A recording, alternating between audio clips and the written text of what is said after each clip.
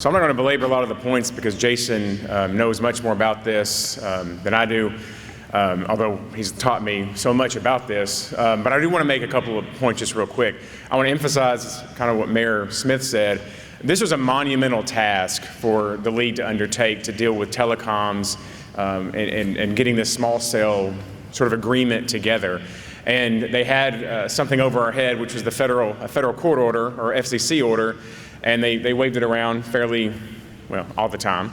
And so part of this is bragging on Jason Carter, but part of it is just an illustration of how much influence, even on something of this magnitude, cities and towns have on this. So Jason, again, thank you for undertaking this gargantuan effort and really coming out all the better for it. I mean, like a lot of things, people, legislators or telecoms or whoever want to take away local control, and we constantly fight against that. And sometimes we're left with something that we don't necessarily, we're not going to rah-rah about it, go call our moms and tell her how great it was, but they end up doing pretty well or being pretty good. And one more point, we refer to Jason Carter, or I do, as the fifth Beatle over in the legal department. So if you have any questions for us about the small cell technology and how it's going to implement and how you should implement it and what ordinance you should pass and how you should deal with the telecoms and so on and so forth, feel free to call us. I will immediately call Jason Carter because he would know the answer. But we're working on ideas on model ordinances and whatnot. So please, again, it's like what I talked about yesterday. We're not sure how this is going to work just yet, but we need your input to help us understand it, the nuts and bolts of it. So please keep us in mind when you go through these processes. But again, Jason, thank you, and yeah, the floor is yours. All right, thank you. Thanks. Makes me feel welcome here among the people who are fighting for democracy out in the trenches. I always say I love local government. We often think about democracy as happening inside the Beltway in Washington, D.C., but that's really not where your rights get defined, are they? They get defined in our local communities when people want to build things, when people want to run their businesses, when you get pulled over on the side of the road. I mean, that's when we really define what it means to be an American. That's what all of you in this room do, provide representation and prove every day that people can govern themselves, and I appreciate you for that, who you are and what you do. Do my slides, are they going to show up behind me? Are they? Okay. Man, you speak and the magic happens. It's amazing things here at the Arkansas Municipal League. So I have some slides with great information for you. That's the good news. Here's the bad news, is there's no way I'm going to make it through it, because there's about 20 slides here. And I've used this information to help train city planners and to help train utility professionals. I just got through talking with city attorneys for the second time about small cell, and I think we made it through 11 of the slides. There were a lot of questions. When I address this topic with you, I want to talk to you more, though, as policymakers, as the leaders in your community who weigh out what your approach should be to small cell technology. And let's talk just for a second about what is small cell. I'm going to do the best I can to stand right here. I'm a real walker and talker, but I'm going to try to stay behind this podium as best I can. And but small cell is touted as the next solution to cell phone connectivity. When you think about how does data flow back and forth between that computer I carry around in my pocket and the publicly available internet, it has to use a wireless receiver, right? It has to communicate back and forth. And everybody's talking about 5G. 5G is the cool thing, right? It's the thing that's happening. Maybe if you pull out your phone and you look at it right now, you can see a little 5G emblem on it. Yeah, that is marketing. That is mere puffery. It is not 5G. Right, that is 4G is what your phone is running, because nobody snuck into your house at night and replaced the radio in your phone from a 4G to a 5G. That didn't happen, right? Your phone was built the way it was built, and just like antennas are built the way that they're built. And while we're doing this kind of small cell build out, it's not really to put 5G in place today, it's to put infrastructure in place so that when 5G is developed, it will have the locations to be installed and it will be ready for that connectivity. That's what it's intended for. So what is 5G supposed to do? It's supposed to give you something along the lines of a 20x multiplier in connectivity. The devices that communicate through the proposed 5G bandwidth are short range. They don't have long range. They're in hundreds of feet rather than in miles. So it will require many, many of them to be installed. When we communicate about this on the national level, about what's going on with small cell, why is this a big deal? There are people who think that this is more important today than the space race was in the 60s. That this is a big deal. That there is competition between the United States, and just like it was Russia during the space race, today it's with China as to who is going to occupy the field for 5G. Who's going to develop the technology? Who's going to get it deployed? Who's going to benefit from the entertainment, the social, the business value of 5G? Is that going to be America, or is that going to be China? And the stakes are high. I don't want to, I'm not here to be a fearmonger, but I do want to convey to you that the stakes are high. You may have heard of a company called Huawei, H-U-W-A, some vowels after that, not the state Hawaii, right? But it's a company in China that's owned by the Chinese Army. And they develop technology, and they have tracking technology within their phones, their devices that they sell, because they want to monitor you. Now, of course, you may have Facebook and Google and shopping apps and whatnot that are monitoring you, that you have agreed to. You click the yes, right, on the terms and conditions, and you agree to it. But the Chinese have hardware that they're building that monitoring software in.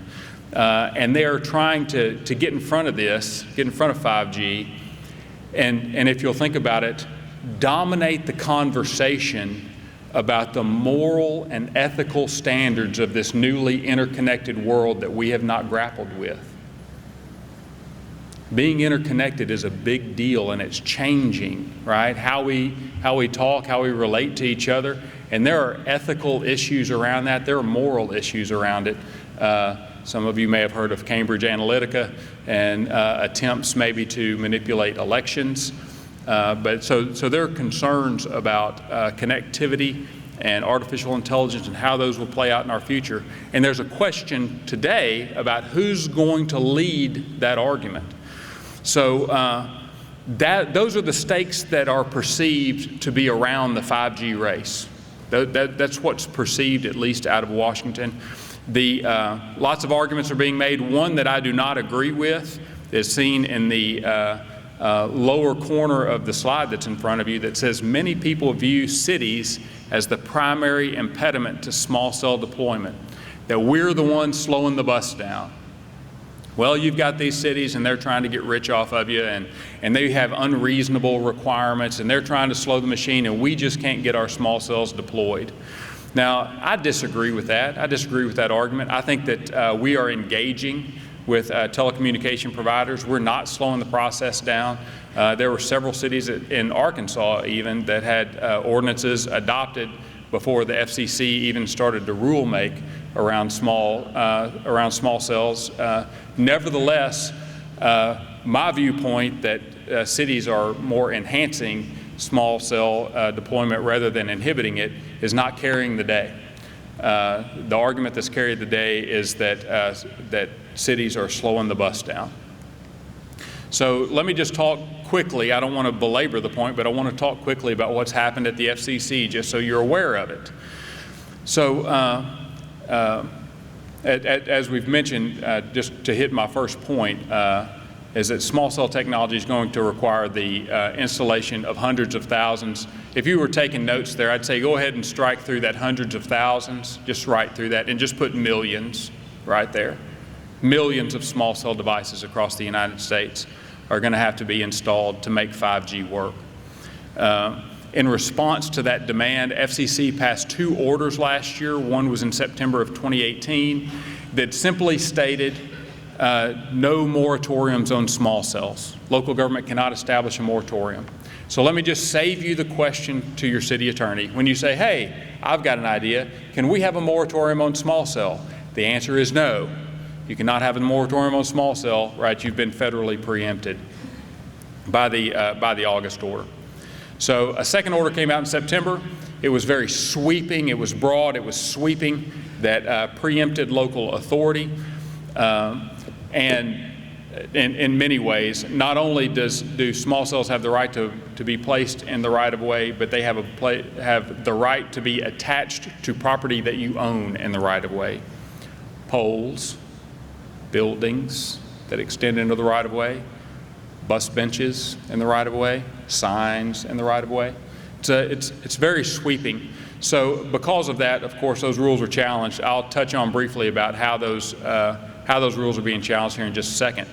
But just to be clear, the kind of the contents of the orders, and again, I don't want to belabor it. I just want to make sure that you know that the FCC has ruled on this, and it should be considered the law of the land, that there are no moratoriums. There's no prohibitions on installations in the right-of-way or on public property in the right-of-way. I'll just save you that question to your city attorney. You say, can we adopt a prohibition? The answer is no, you cannot. Can we enter into an exclusive arrangement? If we go to Sprint and say, hey, I'll tell you what, you give me a big wheelbarrow full of money and I'll give you the exclusive deal to install small cells within our footprint. No, you may not do that. Exclusive arrangements are prohibited. So think about that, because some of you are going to you might have contracts that exist out there with a telecom that give some of those rights. Those will no longer be enforceable. You can have aesthetic rules. You can make rules about what these things look like in your community, okay?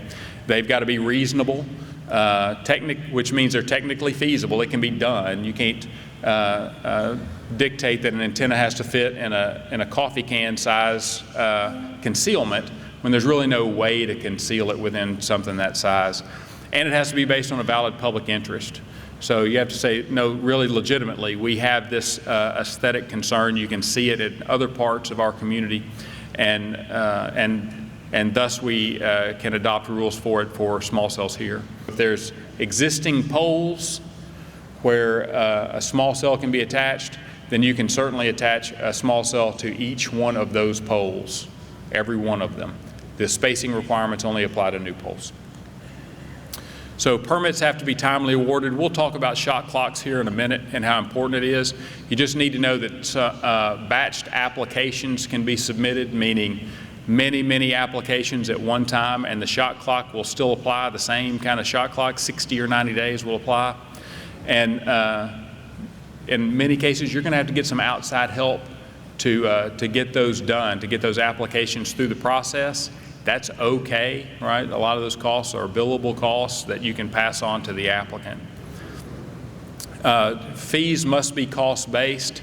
I'm going to tell you this is a strong point of contention and ongoing litigation, that the fees for attachment to public property ought to be cost-based. And the example that I try to use is, what if Jason Carter shows up in your community and says, hey, you've got some vacant office space in City Hall. You know, you've kind of restructured, you've moved some people around into other buildings. I want to rent that office space. Well, when you come up with the rate that you would charge me to rent space in your City Hall or one of your city buildings, you would probably look around at what other people are charging in the area and come up with about what the square foot rate ought to be, you know, and that would be how much you'd charge. That would be a market-based rate. That's what we think is appropriate, a market-based rate. But under the FCC, they say rates must be cost-based. In other words, I'd ask the city, well, how much are you paying to maintain that 250 square feet? And I'll just pay my proportionate share of the operating costs, and then I would be able to occupy the office on a cost-based rate. We think that's inappropriate. That's playing out through the process, and we'll just have to see how it turns out. Let me let you know where the conflict is right now. There was, I think Mayor Smith indicated later, there was litigation on many fronts and many circuits around the country that have been consolidated as multi-district litigation. The city of North Little Rock was a participant in the 8th Circuit Court of Appeals case. Fixed bayonets charged the hill and got gunned down in the open. So all of that case and all other cases have been consolidated now in the Ninth Circuit, which we think is a pretty favorable forum. It's a pretty favorable forum for us for review. Amicus briefs, which means friend of the court briefs, are due June 17th. We've got some participants representing Arkansas who I think will be submitting briefs in conjunction with cities from other states as well. June 17th is very soon, so you know I won't be going to the lake this weekend. So that's life, right? I like what I do, but it takes up time. So that's what's going on in court. It will run its course sometime towards the end of the year, but I have no doubt that this case is going to end up at the U.S. Supreme Court. In Congress, there are competing bills relating to small cell. One is H.R. 530 by Representative Issue out of California. For one reason or another, and I cannot explain to you why, except it's just the way Congress is, that everything turns into a partisan issue. I got no explanation for why it's a partisan issue, but this has turned into a partisan issue. And it shows because Representative Issue has tried to run her bill where she has 47 co-sponsors to overturn the FCC's order. All co-sponsors are Democrats. This has not gotten any kind of bipartisan support. On the other hand, Senator Thune and Senator Schatz has introduced their Streamline Act. They introduced it last year, and it didn't get any legs. It didn't go anywhere. But they have reintroduced that bill again, which would basically codify the FCC's order as law. So those bills are floating through the process. I really don't think either one of them are going to make it through, but you can kind of see where Congress is lining up in the debate. At the FCC, there was a consolidated petition for reconsideration. Arkansas Municipal League participated in that. We said, hey, these folks at the FCC, they're good guys. They'll see where they need to fix this. They'll be engaging with us. Right? No, they're not going to do that. They tried to use it to get some leverage in litigation. That didn't work for them, but that's where they were headed. So this is a multi-front conflict. If you take that away, if nothing else, is a multi-front conflict, and there are cities on all fronts who are battling on your behalf to keep more local control. While that's gone on, we've tried to create some certainty in the process for Arkansas cities by engaging with the telecoms for the development of Act 999. I know some cities think that number is upside down, and it would more appropriately be labeled Act 666 because it certainly denies local governments of some of the authority that we like so much. But what we wanted to do is to take this kind of unmanageable, close to 300 pages of FCC orders and turn it into something that's manageable, that we can comply with.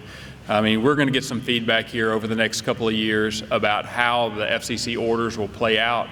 We can adjust from there, but we need a framework to work within now. And that was kind of the approach of the legislative team. So just a few highlights are that we do track along the requirements of the FCC orders. We provide fail-safe protections for cities that don't adopt an ordinance. Some of your cities are going to look at the permitting process and go, this is crazy, this is nuts, I don't know how we're going to manage this. So we tried to put some fail-safes in place to protect you in case you choose not to adopt an ordinance. We separated aesthetic authority from co-location authority. Co-location authority means when they attach to your stuff. Aesthetic authority is what does it look like, or when you're governing what it looks like. We listed out the information required for a permit. I thought that was important because you'll always sit and go, did I ask for the right things? What should I be asking for? What's reasonable to ask for? So we tried to build that as a list, so you kind of have a punch list, a go-by, to make the permitting process easier for the city. We clarified the role of Arkansas Department of Transportation. Have any of you had dealings with some of these small cell contractors who would just run off to Arkansas Department of Transportation. They'd come try to stick a pole in the ground in your city. You go, oh, you're right. I know it's happened, right? And I didn't see too many hands go up, but I'm saying it's happened. I'm aware that it's happened. And we clarified that Arkansas Department of Transportation can control siting within their right-of-way, but they don't control development, and they don't control what something looks like. That's local control. We manage those things. So we provided some remedies, and let me talk a little bit about some of those. What am I looking like on time? I'm not even tracking that. Oh, good. So just a few key definitions I want to touch on. When you look in the code, there's 34 definitions, but we don't have time to talk about 34 definitions. We've got time to talk about a few that are important to you. So one is the term applicable codes. Those are standardized construction codes like the Arkansas State Fire Protection Code, the National Electric Code, the National Electric Safety Code, codes like that can be modified at the local level for safety to ensure security of your infrastructure. Those things are important. So you can modify those, and those applicable codes will apply to small cell just like they apply to everything else. Anytime that you see the word rate in the statute, rate means a recurring charge, fee means a one-time charge. I want you to know that right-of-way, we had an extensive discussion about this with the legal group, with the city attorneys, but right-of-way is kind of a term of art. Because usually when I think of a right-of-way, I think, well, that's an easement that the public gets to drive across, walk across, right? You have the right to pass across that property. But right-of-way from this statutory standpoint is broader than that. Right-of-way pertains to utilities, any sort of public utility easement where a small cell has the right to exist. I just want you to think about that when you're talking to your citizens and you're out there acquiring easements for, say, your water department or your wastewater department or whatever service that you may be providing where you need an easement. Because your citizen looks at you and says, hey, well, that sounds great. I don't mind you extending that sewer line or that water line, and they'll sign a document for you. And then they wake up one day and they've got a small cell pole sticking out there, and they're not happy with that. Right, so because they say, well, that's not what I agreed to, and it's all going to be important as to what's in the easement documents. So you just need to pay attention to that and make sure that you have transparency and consent from your citizens whenever that transaction's made. That's just going to be very important. So technically feasible is an important term because that's going to hang on whether a device can work without material reduction in the functionality for which it was designed. If you say something's got to fit within a coffee can, again, and it won't fit in there, it's not technically feasible. You know, if you say you want it put under a lead shield, it's not going to work. Think about it from an undergrounding standpoint. If you have an area where utilities are being placed underground, an antenna won't work underground. Everybody's tracking with that, right? That won't. If you bury the antenna, it's not going to work. Right, so you have to look out to street poles, light poles, some kind of, utility poles, something to be able to get the antenna up.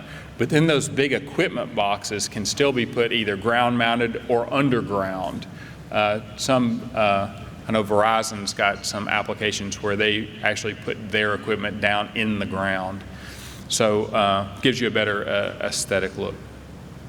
So just keep that technically feasible, how important that definition is. Wireless support structure, again, under the FCC rule, that can be anything. Under the state law, we're regulating poles. So we're not about to get into consent on attaching to everything under the sun under our state law. We'll talk about attaching to poles, but we're not entering the discussion about attaching to buildings and other infrastructure in the city. Here's one thing that I want you to focus on where it says the word wireless provider, okay? When you think about who's putting out these small cell devices, you're thinking about AT&T, Verizon, Sprint, T-Mobile, and their contractors. That's who you're thinking about, right? Who you're not thinking about is bald-headed Jason in a pickup truck, right? But bald-headed Jason in a pickup truck has the right to be treated like a wireless provider like everybody else does. And who knows, if I'm real inventive, then I may want to go out and apply for a permit and see if I can't install a small cell device on your infrastructure and then lease it out to AT&T for more money. Right, you can see how people's wheels would turn in that. And that's why I think it's a good idea to have some protections in place. Not so much that we're concerned about these wireless providers and contractors who do this for a living and will live up to the indemnity requirements that are now in state law, the insurance requirements, the bonding requirements that are in state law. But it's, bald-headed Jason in a pickup truck. As John Wilkerson once said, it is always important to protect yourself from bald-headed Jason in a pickup truck. Learn the hard way. So let me touch on, I want to make sure that I touch on the fail-safe rules so you'll know if you don't adopt rules, then what does that mean? If you don't have an ordinance in place, what does that mean for you for small cell? So even if you don't have a small cell ordinance, of course the same rule, no moratorium, no prohibition, no exclusive arrangements, right? Those rules still apply, but providers cannot inhibit the safe and normal use of the right-of-way by pedestrians, vehicles, other utilities. Everyone's got to be able to use the right-of-way like they always have, okay? That's a standard rule. The height is going to be limited to 50 feet or 10% taller than the tallest pole within 300 feet that's in the same right-of-way. Historic districts are protected. There was much argument about historic districts and the certificate of appropriateness requirement, and that's codified in state law now, that any sort of small cell device that's going to be installed in a historic district must have a certificate of appropriateness. Replacements for decorative poles. I know some of your communities have spent a lot of money putting up decorative poles. Normally what you're going to see when a small cell provider wants to install where a decorative pole is, they're going to replace that normally with a pole that has a greater diameter. But it should have the same aesthetic appearance. It should have the same design to it. So all of that should be consistent. Please note that when a decorative pole is replaced, that is still your pole. That is not their pole. Anytime one of your poles is replaced, you retain ownership of it. It's not taking your property. Wireless providers are also prohibited from damaging the right-of-way. Whether or not you've got an ordinance, if a wireless provider goes out and damages the right-of-way, they have to fix it to its functional and aesthetic equivalence. If they don't, you provide them notice, you can fix it yourself, and they have to pay you for it.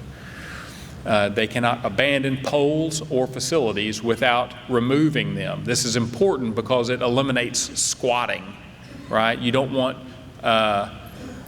again, bald-headed Jason's pickup truck squatting on a pole that could actually be used to provide small cell services and greater connectivity for your citizens. You don't want that. You want the device to be functioning for your community. Interfering with traffic control equipment, interfering with sight lines, transportation zones for vehicles and pedestrians, with ADA compliance, or failing to comply with those applicable codes, right? That's all important. If someone fails to achieve those standards, then you have a notice process and a self-help process that helps you recover those funds for your city, and that's all been put in state law. The two reasons why you would want to establish a permitting process, and it's a little burdensome, but the reason why you would want to do that would be to protect the aesthetics of your community. If you're concerned about what these things are going to look like and you want to tighten up the rules, then you have the ability to do that. There are two requirements. One is that you have a planning commission. You must have a planning commission. If you don't have a planning commission, then you can't regulate aesthetic appearance. You must also create a permitting process if you want to regulate aesthetics. And then those same kind of rules apply like we talked about for the FCC. They've got to be reasonable, no more burdensome than on other communication infrastructure. They have to be objective and published 90 days in advance. And then also the rules about reasonable spacing, requiring utilities to be moved underground, co-location, And one of the things that we really liked is we codified in state law that said any kind of conflict over whether an aesthetic requirement is reasonable, whether it can be achieved, whether it's technically feasible, we can resolve that at the Board of Zoning Adjustments. That keeps them playing in our playground instead of playing in federal court. So I think that that's a good requirement. We argued for that, and we were able to achieve that point. As far as co-location, there are a lot more requirements that are available for co-location for you to impose.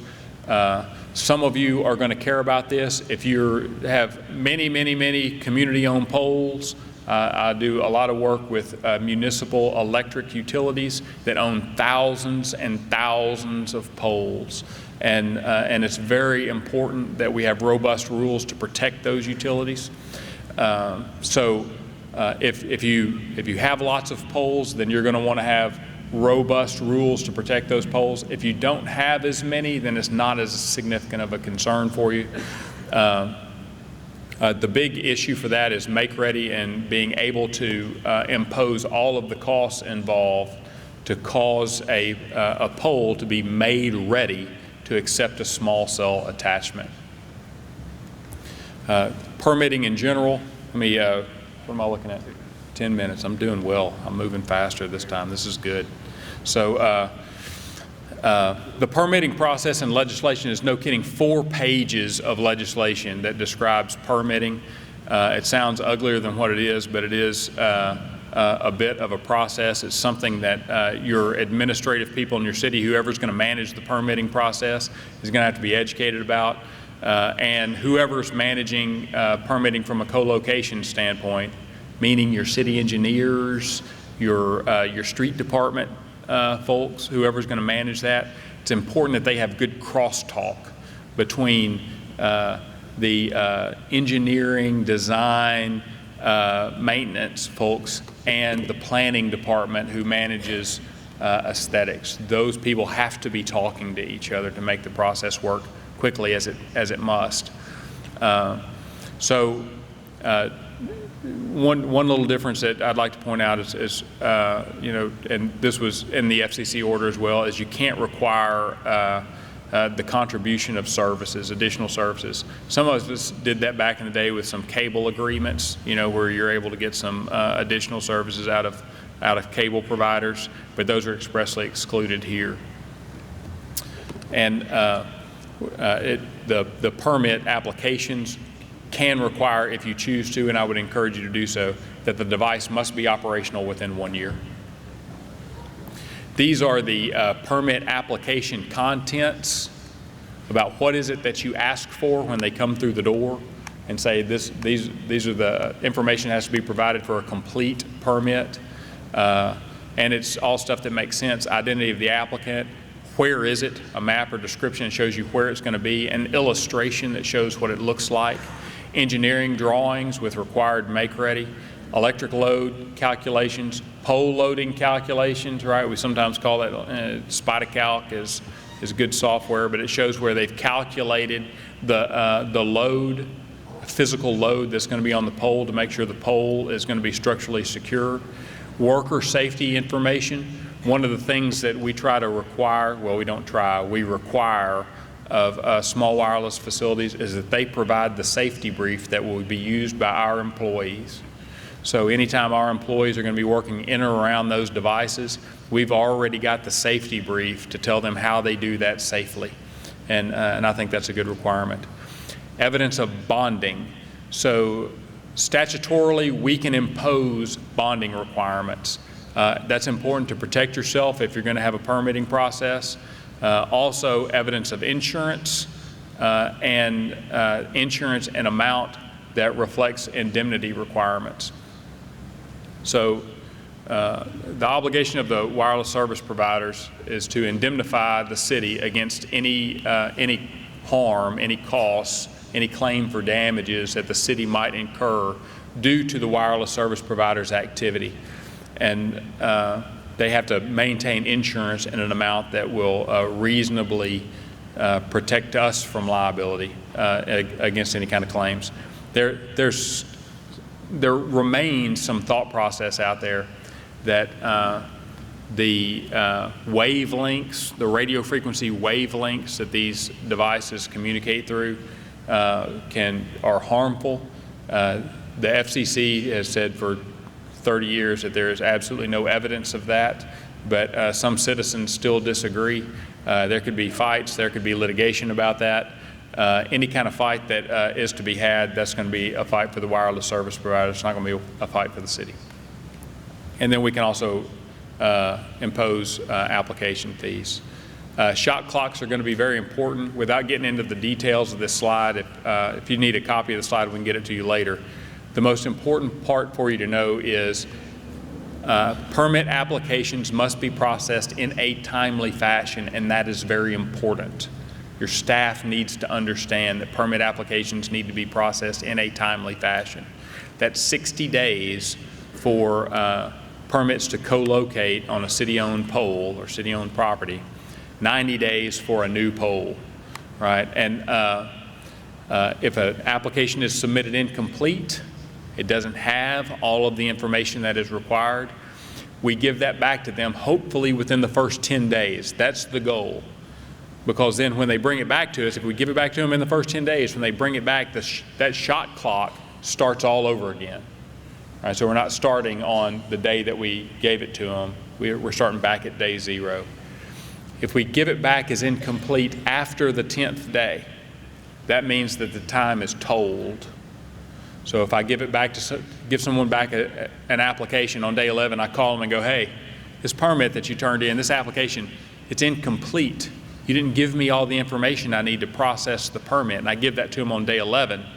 When they bring it back, we're starting back on day 12, right? They come back, they bring the additional information, that shot clock's on day 12. If I give it back to them on day 9, say, hey, this permit application's incomplete. They come back, they bring it back to me, it's day 0 when they turn it in. So it gives us more processing time. So just think about that. It's important to be diligent. So please note that if you have denials, that your denials have to be in writing, and there are specific basis for when you have denials. There are fees listed in the statute, are the only fees that are authorized. That does not include make-ready costs, but the maximum application fees are $100 per small wireless facility, $250 per pole, plus a small wireless facility. The maximum rates that you can charge is $30 per device in the right-of-way per year, $240 per year per attachment to a government pole. Micro wireless facilities, which are these kind of mid-span devices that the cable industry is trying to install, they are exempt from fees. That's not something that we were real happy about that came through kind of at the midnight hour of the debate, but nevertheless, that is the rule. And we've got the whiteboard out, planning, scheming to go back at that very soon. Please note, like I said earlier, there are reasonable indemnification insurance and bonding requirements can be put in place. Somebody who has over $500 million in assets does not have to have insurance requirements. They can self-insure. But, you know, bald-headed Jason in a pickup truck does not have $500 million in assets. I know you're looking at me, you're thinking, man, that guy's flashy. He's got all tons of cash. I do not have $500 million in assets. I would be required to have insurance. So bonding obligations are $1,000 per or $10,000 in total. Here's the most important thing that I want to talk to you about, okay? Timing is important. If you adopt a small cell ordinance prior to September 1, 2019, you go ahead and you get an ordinance in place. And let's say you get sued. Someone challenges your ordinance, and some part of your ordinance is found to be illegal. Some part within, you know, however many pages of an ordinance it is, it has a problem. If it's before September 1st, that one little problem will effectively be stricken out, right? And the rest of your ordinance will be just fine. After September 1st, if your ordinance has a problem, any problem, then your entire ordinance will fail. There is no severability after September 1st. That's a big issue. I think it's a big issue because it shapes how aggressive you can be in drafting your ordinance and putting your rules together. Because if you know the rest of your ordinance is going to stand, then maybe you can be a little more aggressive about how you put your ordinance in. But you're going to be a little more conservative if you come in after September 1st. It'll affect your posture in approaching the problem. So I think that is, I do have a few keys to success. Let me hit on these real quick, and then I've got 30 seconds. Make sure your offices are talking to each other. That's going to be very important. Communication, you know, Bob doesn't like Dave. That doesn't work in this environment, right? Everybody's got to be able to talk to each other and collaborate. Communicate with the wireless service providers about what they can do, right? Because that gets you over that technically feasible question. And then whatever you do, share the lessons that you learn. We got to talk to one another. We are all so much stronger when we're together than we are as individuals. These are multi-billion-dollar corporations that we're dealing with, and we can't go it alone. We have to go it with one another in partnership with other cities. Especially, you know, I'm a believer that failures occur. Hey, when they do, don't let that touch your ego. Fail fast and move to the next thing, right? Embrace the lessons that you learn and share them with everyone else who's around you. So that is do I have the ubiquitous questions slide? And that wraps it up for me. Thank you for your attention.